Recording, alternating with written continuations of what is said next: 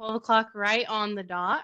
We want to get started today because we value your time and we know that you've got lots of important things to be doing. So we're really glad that you are joining us today for this anti-diet approach workshop. We hope that we got your attention by the title of the workshop, as that was intended, especially with the new year and everything happening. We want to address intuitive eating and the anti-diet approach that we take here at Employee Wellness. So before I get started, I just want to double check everyone can hear me, you can see my slides, and we're good to go.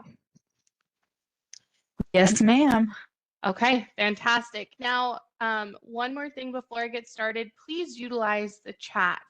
So as we're going throughout, you're going to hear from myself and Kirsten today, and we will be asking open-ended questions, but we want you to approach this conversation with an open mind, but also feel free to ask questions throughout as well. And we'll have some time carved out at the end to answer those questions. So please use that.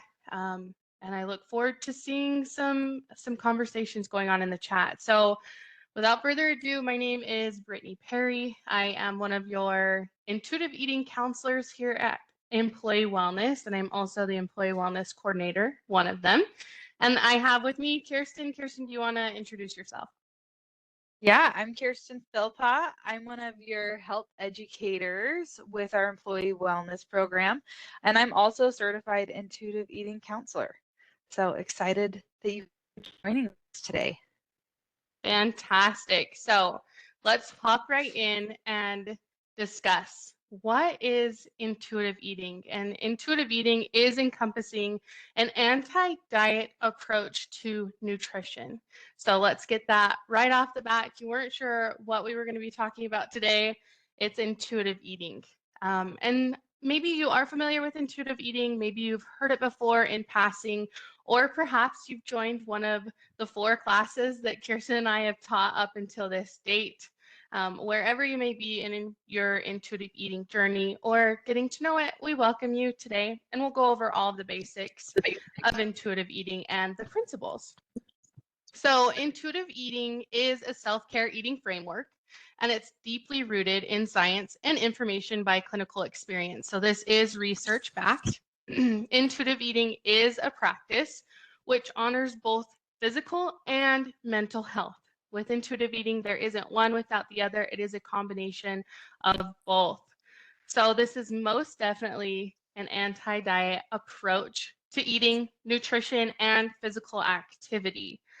So as I asked earlier, I want to reiterate, as you engage with today's workshop and maybe you listen to it again, please come with an open mind. This may, or again, may not be the first time that you're hearing about it, but we want to lay the foundation. So with intuitive eating, it's a way to stop blaming yourself and your body, right? I think with diet culture, that is immediately where I've gone to is I've experienced diets and they failed, right?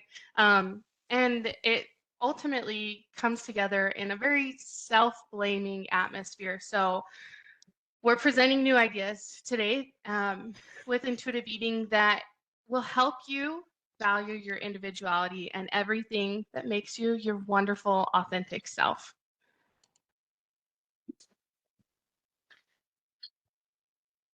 So I'm going to turn the time over to Kirsten, and she's going to talk a little bit more about healthy relationships with intuitive eating.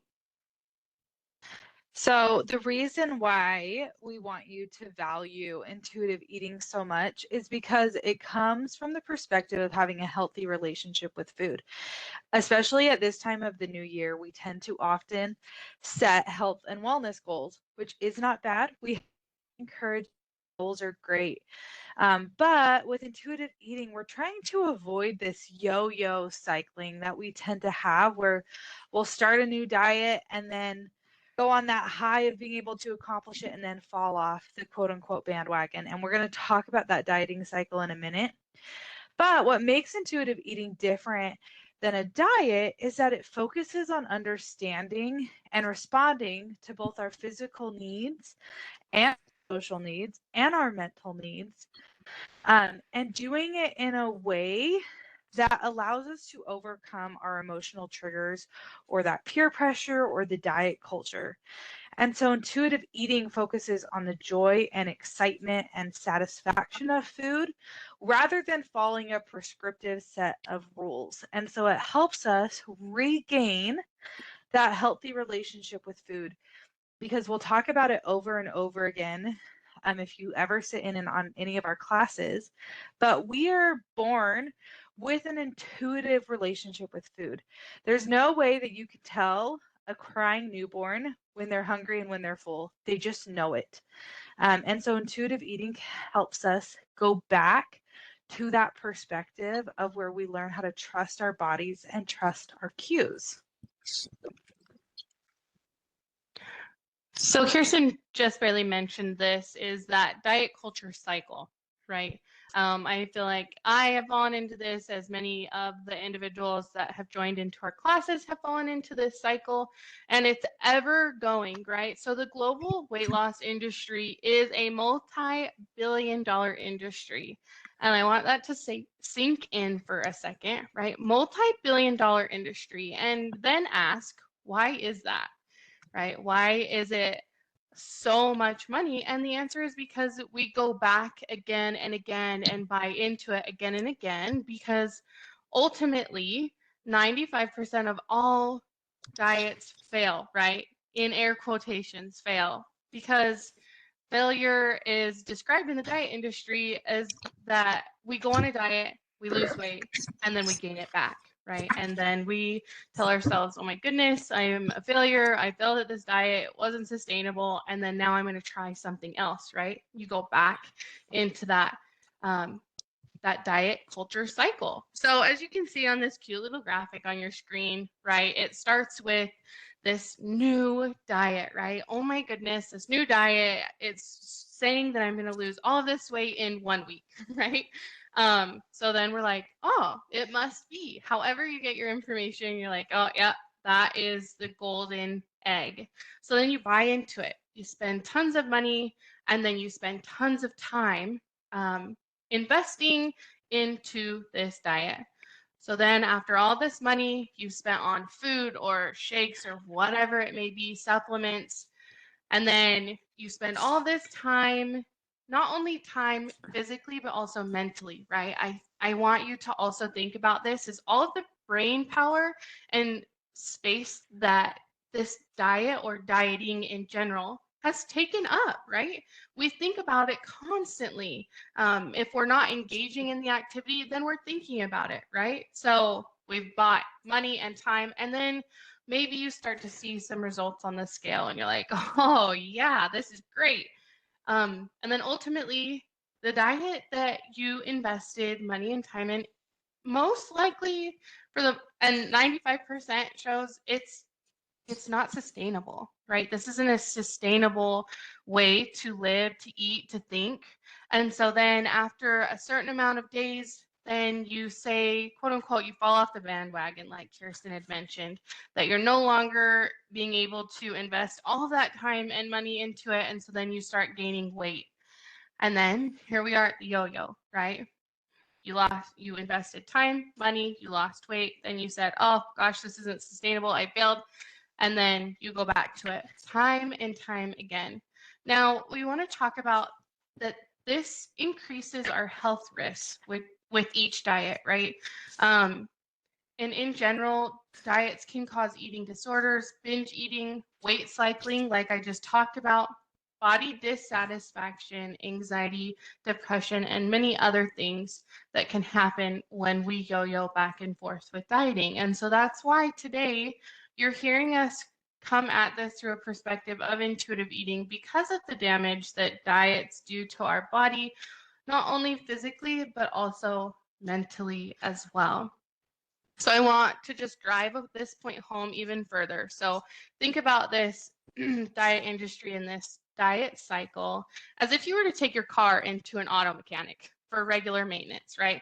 After you spent some time and money because your car, you were like, oh, I don't know if this is working as well as I want it to, or something seems to not be right. So then you take it in, you pay for the auto mechanic, and then it works for a minute, and then the issue comes right back, right? You wouldn't blame yourself for taking your car to the auto mechanic, or you wouldn't even blame your car. You'd second guess that mechanic that you are using. So again, think about this mechanic as this diet industry, right? Let's second guess that. So again, I just want to ask you in general. You don't have to answer it, but think about it. Why are we blaming ourselves for failing? Again, with the diet culture rates of being 95%, isn't it ironic that we don't blame the process of dieting and rather we blame ourselves? So go for it, Kirsten. With that, we want to introduce the 10 principles of intuitive eating. So intuitive eating is all about you. And we're definitely going to challenge this idea of why we focus on losing weight and why we place value on losing weight. The failure of dieting is that it promotes weight stigma by not recognizing that all people truly do come in all shapes and sizes, and they are worthy just as they are, and that there truly can be health at every size. So as Brittany pointed out earlier, intuitive eating is rooted in science and research. One of the key components is belief and understanding that there is true health at every size. And so within the 10 principles of intuitive eating, it teaches you how to rediscover your ability to know what your body needs through what is called interoceptive awareness. And we talk about this awareness a lot, but it's this self-reflection and being able to recognize and understand the cues that our bodies give us. And so, like I said, 10 principles, and we're going to briefly touch on each one of them in the coming slides. And we'll talk more about, if you are captivated by what we talk about in the next 10 slides, we have some other ways that you can learn more. So be aware of that, but let's get started. Let's talk about principle 1, Brittany. All right, so number 1, right off the bat, and maybe you knew this is where we were headed, but the first principle in order to be able to implement intuitive eating is rejecting the diet mentality. Now, I get a little bit giddy about this because sometimes things are easier said than done, if most often. But this is the foundation of intuitive eating, and there is so much power that comes from rejecting the diet mentality. So if you are like most, the idea of not following some food rules can be scary. I know I was definitely in that place when somebody introduced to me rejecting the diet mentality, and I was like, oh my goodness, well, what am I supposed to do? And it can be scary. And even if you're in the idea of, oh my goodness, I cannot choke down one more food plan or one more shake or whatever it may be, it can still be scary. But there is some guidance within these principles. So stick with me. That panicky feeling of I don't know what I'm going to do if I'm not following a diet plan, that is completely normal. So the number one fear is that if I stop dieting, I won't stop eating, right? But the truth of the matter is that dieting is often a trigger for overeating. Now, think about that.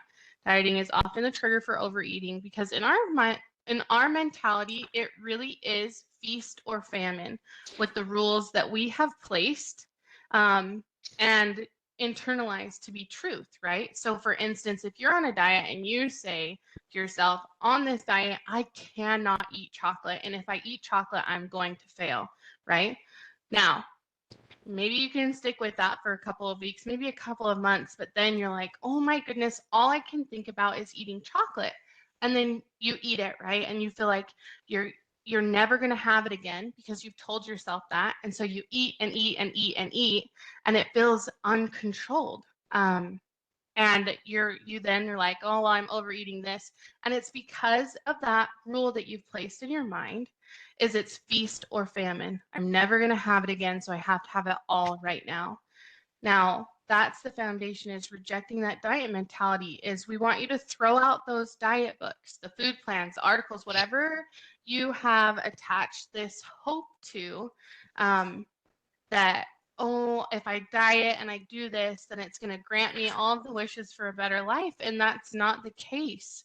So with principle number 1 and rejecting the diet mentality, ultimately that feeling of I'm tired of my worth being determined by what a scale says or my guilt, this is that call to action, that this may be the framework that you may be interested in, is rejecting that diet mentality and getting rid of that thought that we've internalized is that feast or that famine, because it truly doesn't need to be that way.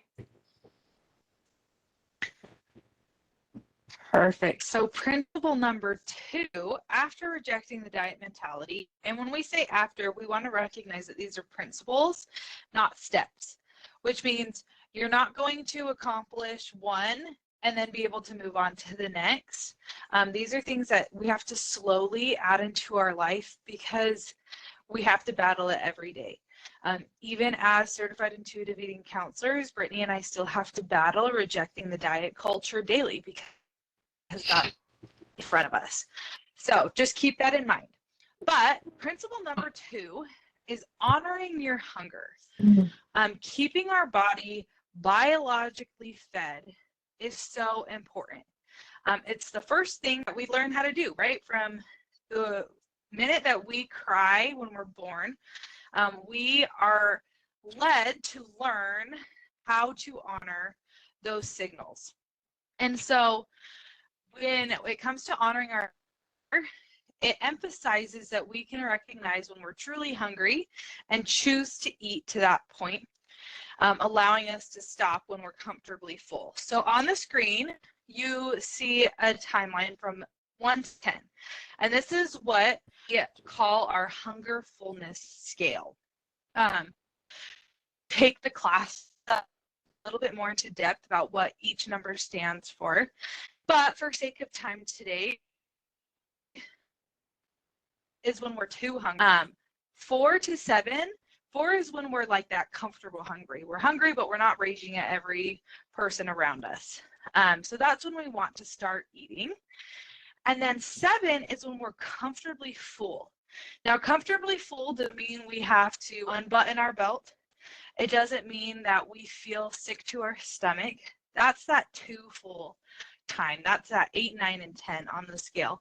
So the goal when it comes to honoring our hunger is learning when to eat when we're actually hungry, rather than following a prescriptive set of rules, right? Rather than saying, oh, I can only eat between this time, and I can only have 3 square meals with 2 snacks at these specific times. Instead, it throws out those rules. Instead, encourages us to listen to our body signals and on to fueling our body when it's needed, rather than when we think it's needed. One thing I do want to mention, and just to ask in general, again, feel free to put it in the chat if you would like, but you definitely don't have to, is when is the last time that you've asked yourself, or if you've ever asked yourself, how do I feel hunger? And I know that sounds simple, but how do you feel hunger? Do you feel it in your stomach? Is it an audible sound when you hear your stomach growl? Then you're like, oh yeah, I'm hungry. Do you feel it in your chest, in like chest tightness? I'm very curious, how do you feel hunger? And I know, again, that sounds very simple, but again, it can be more complicated than that. And once we identify things like this as foundational as how do I feel hunger, then we can move through and ask ourselves, okay, I can honor my hunger because I feel it this way, and then I can move from there. Interesting food for thought as we're going to continue. Okay, making peace with food is principle number 3. And making peace with food can be the hardest principle for lifelong dieters to accept. And even if you're not a lifelong dieter, you're not necessarily found yourself dieting, but still with the pressures of social media and familiar pressures, whatever it may be, or learned behaviors, it can still be really hard. So, making peace with food means letting go of food rules and allowing yourself to eat anything, anytime, without any guilt. I know that is a lot. Um, I'm going to say it again. It means letting go of food rules and allowing yourself to eat anything, anytime, without any guilt. This idea, it can be unsettling or even unnatural, but when we restrict certain foods, it often leads to binging and overeating, like I had mentioned before, is it's that idea of feast or famine.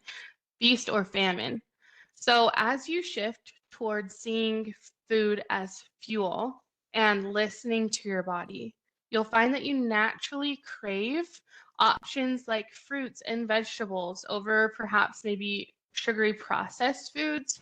But again, if you are craving, and the idea is if I'm craving a bowl of ice cream, I allow myself to eat that bowl of ice cream with no guilt. I'm not going to eat around that craving all day, right? I'm going to try to snack around it. No, I'm going to say, I can eat a bowl of ice cream. I'm going to start with 1 scoop and then I'm going to check in with myself and see how I feel. So it really goes back to that foundational feeling of I'm tired of feeling guilt that some foods make me feel. And so it's this idea of just fully trusting ourselves. And you're going to hear as Christian and I talk throughout today, and if you have joined in classes or if you plan to, is it's this idea of trust. It's what intuitive eating is all about. We want to trust ourselves and trust our body rather than trusting in a food plan or somebody else that has no clue that we even exist telling us how to eat and what's best for our body. So again, we're developing trust. Thanks. And Brittany, I want to just read one of the comments from the chat. So Jacene said, I have found if I don't indulge in my cravings, I'll eat everything but the craving once I eat the food I'm craving stops. And so I love that perspective, right? And that's what making peace with food is all about, right? When we take away that restriction, we can instead find that we can just eat the food we're craving and then be done with it rather than wanting the cookie and eating the strawberries and the yogurt and the protein and everything else in the house and then still eating that cookie and then all of the cookies, right? So thank you, Jacene. I love that. I also just want to recognize and say thanks everyone for sharing how you feel hunger. Those are all great starting points to help us recognize what hunger feels like in our body and try to avoid getting to that hangry feeling, right? If we're getting hangry and our stomach is growling, we've actually probably gone too long between meals, which is why we're feeling that. And so when it comes to honoring our hunger, it comes to learning how to even identify the simpler cues that come before that really loud cue of I'm starving, feed me now. Mm-hmm. So thank you guys for participating in that question. Okay, so principle number 4 is talent food police. Lately, especially in social media, there's been a lot of talk about food noise. So food noise is the constant mental chatter about food. It's the worries or the distractions about what, when, and how much to eat. It's not something we're born with, but it's something created by diet culture, societal pressures, and food-related anxieties. This noise is what can make it harder to listen to our natural hunger cues and can lead to overeating, restrictive eating, or guilt. In short, food noise is what overwhelms our mind and disrupts our healthy relationship with food. And so principle number 4 is all about learning how to control and understand these food voices. So the whole idea is to learn how to say no to the thoughts in your mind when those thoughts declare that you are good for eating minimal calories and bad, quote unquote, right, because you ate a piece of chocolate cake. Instead, we're going to identify several different voices, one of them being the food police, one of them being the diet rebel. We also have the anthropologist voice.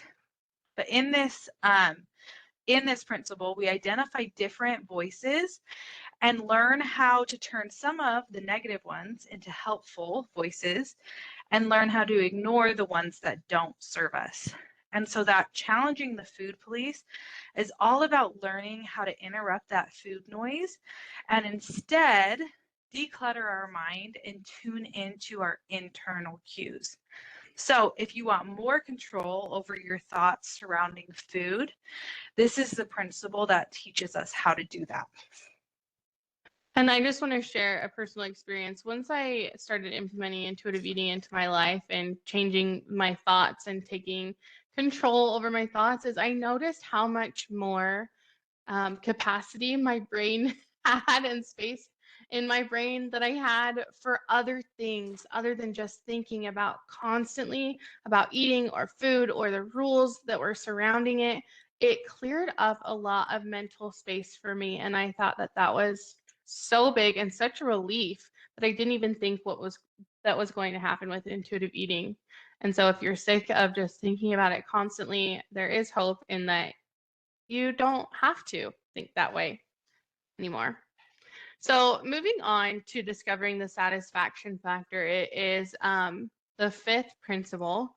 And I want you to think of these principles and then discover the satisfaction factor as a wheel. So think about a wagon wheel. You've got all the spokes that come out, and then in the center, you've got the one thing that holds everything together. And that one thing that holds everything together is discovering that satisfaction factor, right? When it comes down to it, finding satisfaction in the things that we're doing is what makes us come back to certain activities more than other activities, right? If we didn't find satisfaction in it, we're not going to keep doing it. So this is a very vital part of intuitive eating, is finding that food should be both pleasurable and fulfilling. So when you find satisfaction in the taste, the texture, the look, the temperature of your meals, you're going to want to fully engage in the intuitive eating experience and eating in general, right? You're going to look forward to it, look forward to tasting your food rather than, oh, let's just get it done and over with. I get that there's a time and a place for that. But again, finding that satisfaction factor in our food. When's the last time that you sat down and really enjoyed a meal, right? With no guilt. The food tasted delicious. You felt happy about cooking it or whatever it may have been in the setting, but you walked away from that meal feeling happy and excited to eat again.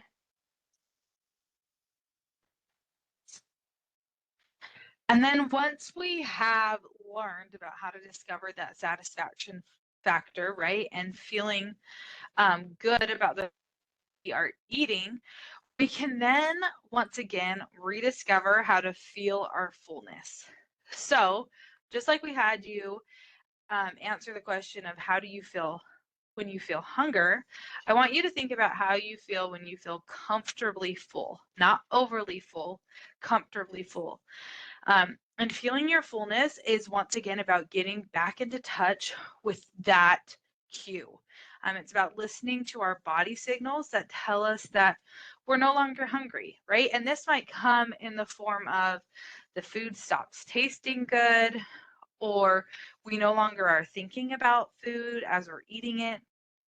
And so when it comes to feeling our fullness, one of the things that it teaches us to do is mindful eating, which can look like pausing in the middle of our meal and asking ourselves and checking in with how the food tastes, how it feels in our mouth, what our stomach is telling us. Are we full? And so that's what you can do to help yourself kind of recognize if we're feeling full. Now, when we take that pause, when we set the fork down, it doesn't mean we can't pick it back up again. right? That's not the point of it. It's all about just checking in with our bodies, especially in a culture and a day where sometimes we're working through our lunch, right? So we have our lunch right next to us, as well as our computer screen. Or maybe sometimes when we're scrolling social media and trying to tune out during our lunch, it can take our focus away from our food. And so feeling your fullness is all about slowing down and learning how to recognize our cues so that when to stop rather than feeling and wishing that we had stopped earlier. So that's principle number 6, feel your fullness. All right, moving right along, like we had mentioned earlier, there's 10.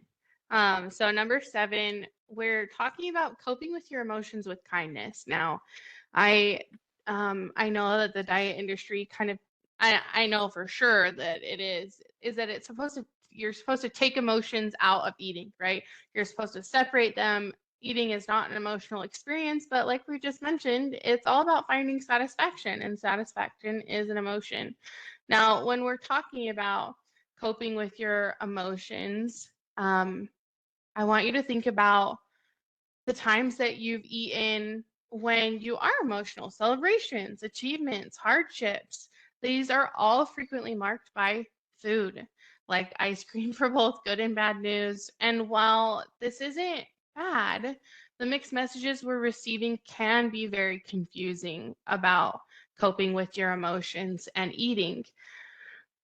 Um, so this principle encourages us to separate um, food with the emotions, but it helps us understand why we are eating and whether we want to explore other ways to address our feelings or to recognize what we're doing. So it's all about recognition.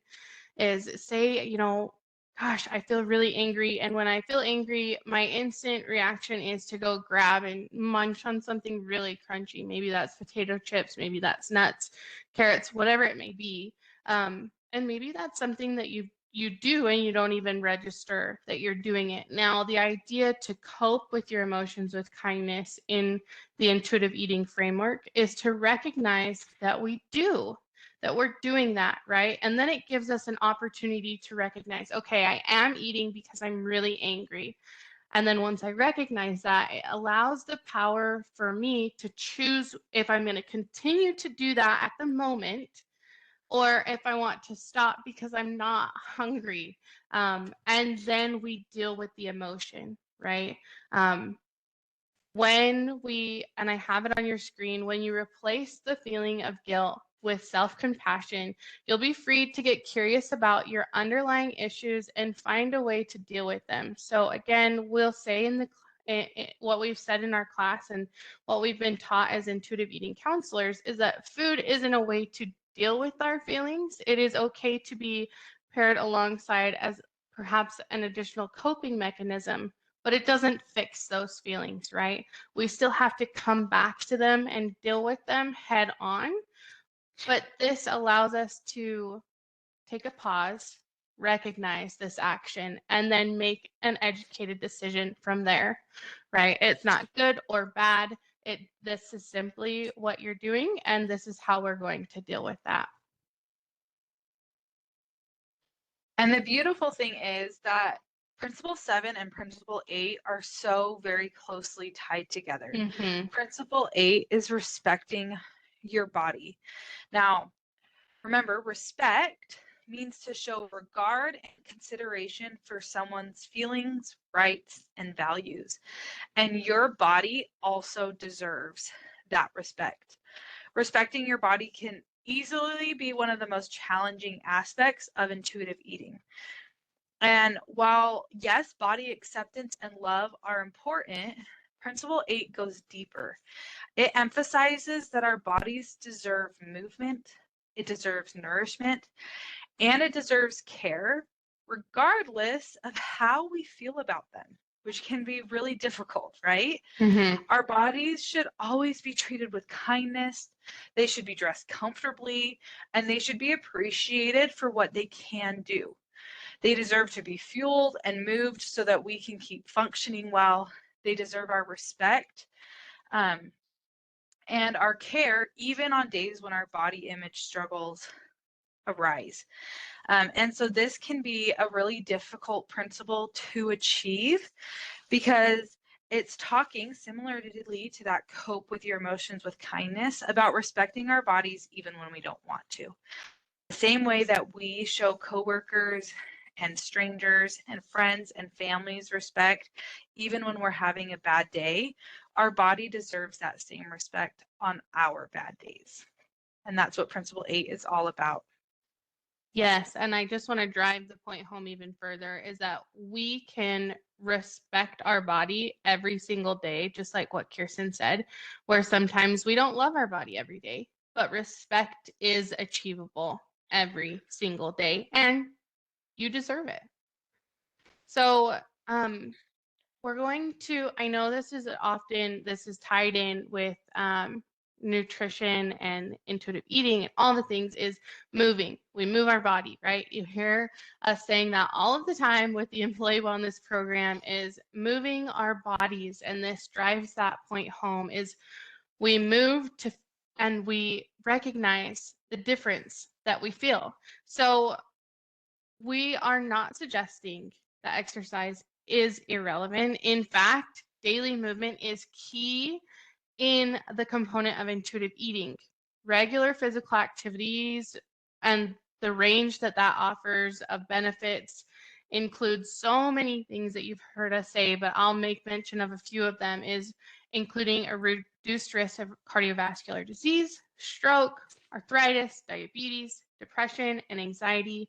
It can also improve your sleep, your mood, your digestion, you name it. Movement is key. So when we're talking about movement with intuitive eating, it's this psychological shift that we want you to have is shift your focus to how it feels to move your body rather than that calorie burning effect of exercise. It's the mindset, right? How do you feel when you've moved your body? Do you feel more awake? Are you noticing that you're sleeping better? Is your attitude better throughout the day? Do you feel a little bit more resilient to some of the hardships that happen every single day that we face, right? It's that focus, not only physically but mentally as well. Now, principle number 10, this is the final principle of intuitive eating, is gentle nutrition. Honor your health with gentle nutrition. Intuitive eating was developed by 2 dietitians. So, of course, nutrition is going to be emphasized within intuitive eating. However, whenever we get new clients to coach or whenever we have a new cohort in our classes, a lot of times this is the first principle people want to talk about. They want to talk about nutrition, the what they should eat, the how much they should eat, and we throw that out until the very end. It is so important that we don't focus on nutrition until all the other principles of intuitive eating are in place. And the reason why is because introducing nutrition too early can lead to dieting mindsets and setbacks in our intuitive eating process. However, once that foundation is built, right? Once we've learned to reject the diet mentality, once we've made peace with food, once we've learned how to honor both our hunger and our fullness and respect our bodies and cope with our emotions, and once we've reconnected with our bodies and found joy in movement, then we can start emphasizing nutrition again. We can emphasize adding in nutrient-rich foods rather than eliminating options. And that's what this principle is built upon. When it comes to nutrition, we will always recommend addition rather than subtraction. Because as we've talked about over these past 9 principles, right, when we focus on restriction, it can lead to dieting, it can lead to binging, overeating, and we want to avoid that. So when it comes to nutrition, we're looking at trying to add nutrient-rich foods. Our bodies thrive when fueled with proper nutrition, and this principle focuses on listening to our body's cues and exploring the foods that help us feel energized and well. Gentle nutrition helps us and guides us when we're trying to make those choices on good, better, and best, especially when both food options are appealing. And so this is definitely a perspective and an important part of intuitive eating. But like I said, we tend to not focus on this until the very, very end because we want you to be able to reject that diet mentality before you introduce nutrition back into it. But nutrition is so important. It's what gives us energy. What allows our bodies to function at their optimum. And so we can always choose nutrient dense options and fun food options as part of a balanced, nutritious lifestyle. And that's what gentle nutrition is all about. Now, you heard us go over what intuitive eating is, each principle just barely grazing over the top, but that is the framework and the principles of intuitive eating. Again, I just want to reiterate that this is a self-care eating framework, and it empowers you both physically and mentally, and we want to honor both of those hand in hand. So with that being said, we again just graze the top of each principle, and I feel like each principle could be its own class or its own presentation. If that's of interest, maybe we can look at doing that. But I do want to answer any questions that may have been thrown in the chat, or please feel free to do that now, and then Kirsten can check that out. We don't have any questions in the chat as of right now. So throw your questions in there if you have any. While you guys get started on those questions, we want you to know that we already have some options out there if you want to learn more. So we have our intuitive eating class. This is a 10-week hybrid class, meaning some of it's going to be in person, some of it's going to be online, and some of it will be recorded. We actually have a new cohort starting up. It starts on February 3rd. Hold on, I'm making sure I'm giving you that right date. Yes, February 3rd. And it will be from 12 to 1 on Mondays. And with this, it's going to be a group setting. We're going to explore each principle in depth, and there will be group support as well as real life practices that we'll ask you to do each week. Another option, if you're like, no, I have no desire to learn in a group setting, that's okay. We also have personalized health coaching. Like we said at the beginning, Brittany and I are both certified intuitive eating counselors. And so if this is something you want to dive into, you can send us an email and we can set up a day or time that works best with your schedules. And we'll be able to meet with you and counsel with you a little bit more on how we can incorporate this into your life. Up on the screen, there are 2 QR codes on either side of the page. One is for that intuitive eating class, and the other one takes you to our health coaching website. So feel free to be able to scan those QR codes and decide which way you want to learn. But we'd be excited to have you for either. Brittany, I'm still not seeing any questions in the chat. So anything else you want to add before we give people their day back? No, just please, well, yes, I say no, and then I say something else. Yes, I do. Thank you. Please visit our website as well to learn more information if you weren't able to scan the QR code, or of course, email Kirsten and I. We're happy to help discuss any questions or concerns you may have, or if you're just interested in learning more and you're not sure what avenue you want to pursue, please reach out. We are available to you as your employee wellness program. So just like what Kirsten said, thank you everyone so much for tuning in to today's workshop. This will be recorded. So if you're interested in re-listening to something or pausing the screen and thinking about it, or even sharing it with a coworker, which we would always love for you to do, it will be up on our website under the workshops tab, and you can visit it there. So we will give you your time back for today, but hopefully we see you engaging in the employee wellness program throughout this year. We have so many wonderful things in store for you guys. So please stay connected and reach out to us when you want. We're here for you. Thanks, everyone. And Kirsten and Thank I you, will guys. stay on. We'll stay on for a second if you had any other additional questions that you wanted to ask.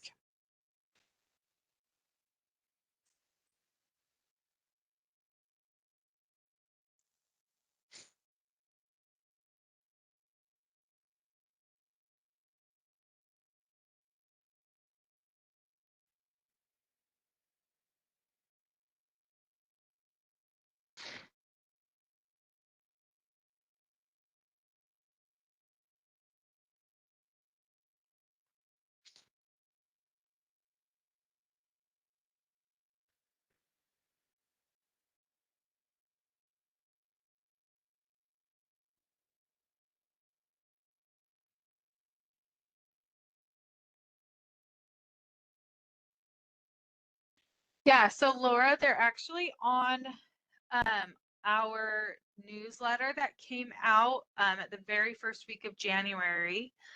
But I will shoot you an email with both of those links real quick. Perfect. Thank you so much, guys. No Thank problem. you. Worship. I love it. I'm a health coach as well, and I love learning from you so I can teach my clients as well. Yay, Thanks. that's awesome. I Have a love great that. day, guys. You too. Thanks, you too.